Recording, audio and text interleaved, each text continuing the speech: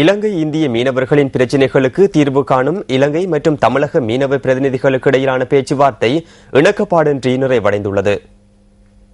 இரண்டு தரப்பினதும் யோசனைகளை இலங்கை இந்திய அரசாங்கங்களிடம் சமர்ப்பித்த பின்னர் இந்த பேச்சுவார்த்தைகளை தொடர்வதற்கு இணக்கப்பாடு எட்டப்பட்டதாக சென்னைக்கான இலங்கையின் பிரதி உயர்ஸ்தானிகர் ஜஃபருல்லா கான் தெரிவித்துள்ளார்.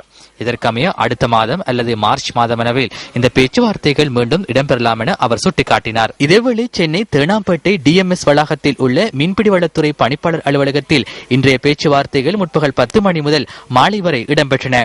இதில் தமிழக அரசின் கடற்றொழில் அமைச்சர் KA ஜெயபால், இலங்கை கடற்றொழில் திணைக்களத்தின் பணிப்பாளர் நாயகம் நிமல் ஹெட்டியாரச்சி மற்றும் இருநாட்டு மீனவர்களின் பிரதிநிதிகளும் கலந்து கொண்டனர்.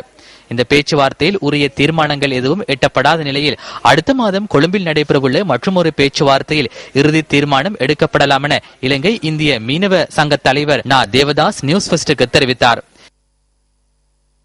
இருநாட்டு மீனவர்களுடைய பேச்சுவார்த்தை தமிழக அரசினுடைய ஒப்புதலோடு சென்னையிலே மத்திய அரசு அதிகாரிகள் உடன்பாடோடு இலங்கை அரசு அதிகாரிகளோட இருநாட்டு மீனவர்களுடைய பேச்சுவார்த்தை நடந்தது. இந்த பேச்சுவார்த்தையில இரு பக்கம் உள்ள சரத்துக்களும் பகிர்ந்து கொள்ளப்பட்டது. மீனவர்களுடைய சரத்துக்கள் என்னென்ன செஞ்சா எப்படி இருக்குன்னு பகிர்ந்து கொள்ளப்பட்டது. இலங்கை மீனவர்கள் முதற்கட்டமாக 1 மாதம் படகுகளை நிறுத்திவிட்டு அடுத்த கட்ட பேச்சுவார்த்தை இலங்கையில நடத்தும் போது இதுக்கு முடிவு ஏற்படும் என்று சொன்னார்கள். நாங்கள் எங்களுடைய படகை நிறுத்துவதற்கு எங்களுடைய அரசினுடைய அனுமதியை பெற வேண்டும். அதனால் 15 நாட்களுக்கு பின்பால் 1 மாதம் படகை நிறுத்திவிட்டு கொழும்பிலே பேச்சுவார்த்தை நடத்தலாம் என்று முடிவு எட்டப்பட்டிருக்கிறது. இந்த முடிவு அடுத்த மாதம் நடைபெறுகின்ற பேச்சுவார்த்தையில் முழுமையான முடிவு எட்டப்படும்.